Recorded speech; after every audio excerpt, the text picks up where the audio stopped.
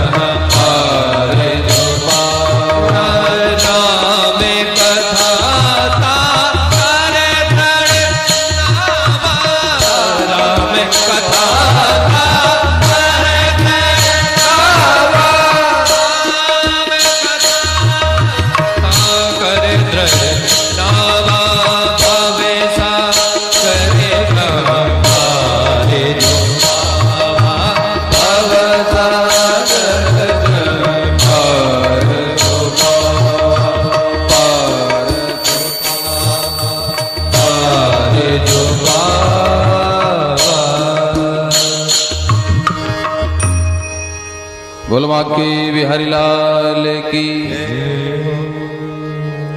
भव सागर चह पार सो पावा, राम कथा ताक्रह दृढ़ नावा। बोधि विश्राम सकल जन रंजन, राम कथा कलिक कलुष विभंजन। यदि भव सागर से पार जाना है तो राम की कथा में, कृष्ण की कथा में हमारा प्रेम होना अति आवश्यक है।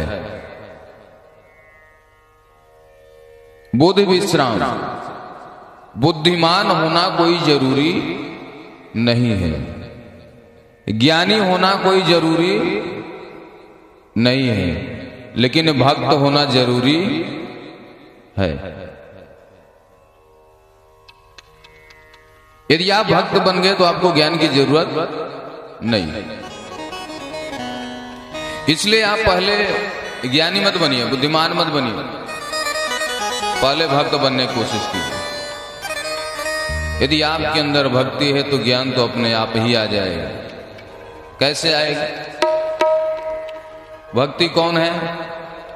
माता। ज्ञान वैरागी कौन है?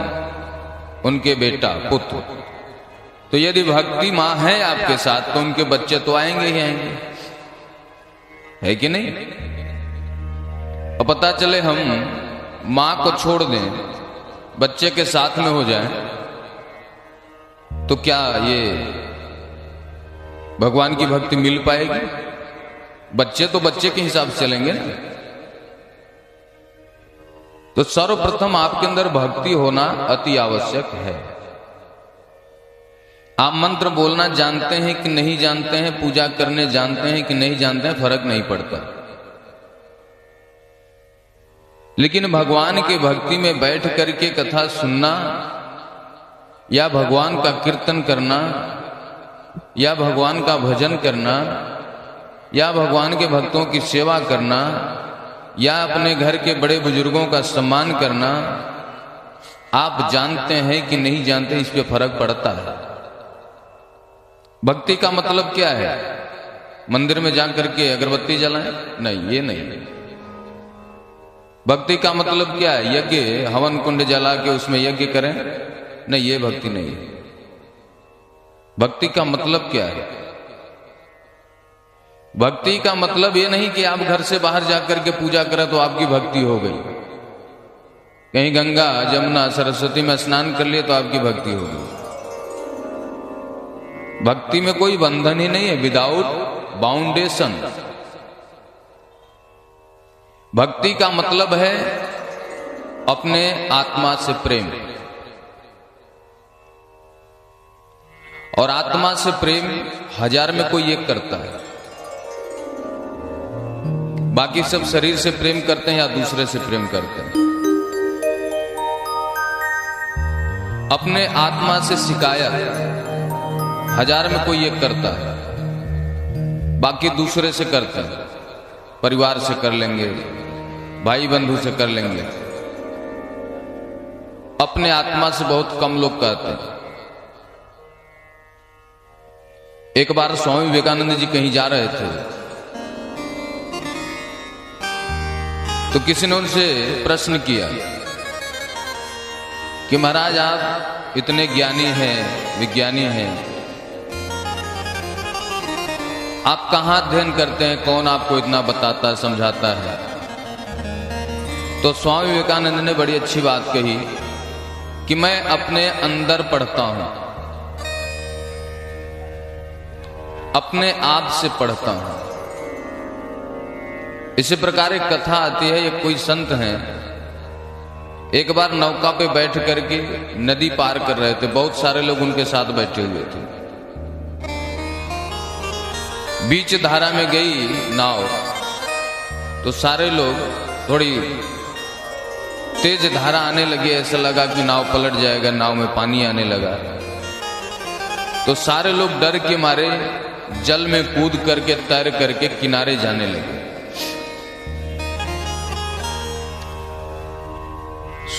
संत ने कहा कि भैया आप नीचे न जाओ, इसी पे बैठे रहो। बोले नहीं, हम लोग मर जाएंगे यदि नीचे चले नहीं जाएंगे तो।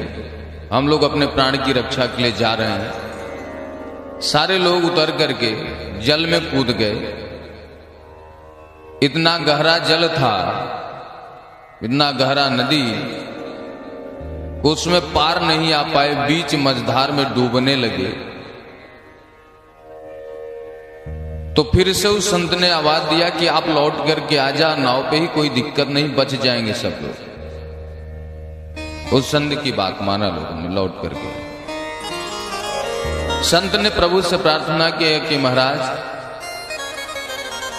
आपकी कृपा चाहता हूं, आप ऐसी कृपा करो कि सही सलामत नाव को पार कर दीजिए। संत जी की वाणी भगवान तक पहुंची, भगवान ने रक्षा किया। तो लोगों ने पूछा कि महाराज आप नौका से नीचे नहीं उतरे, आप इसी में बैठ करके जा रहे हैं, हम लोग भाग रहे थे, तो क्या आपको डर नहीं लगा? आपको मरने का डर नहीं लगता?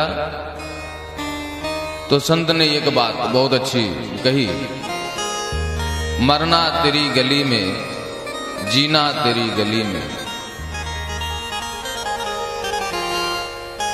अब तो झोपड़ी तेरी गली में बना ली है, जो होगा सो देखा जाएगा। जब झोपड़ी ही तेरी गली में है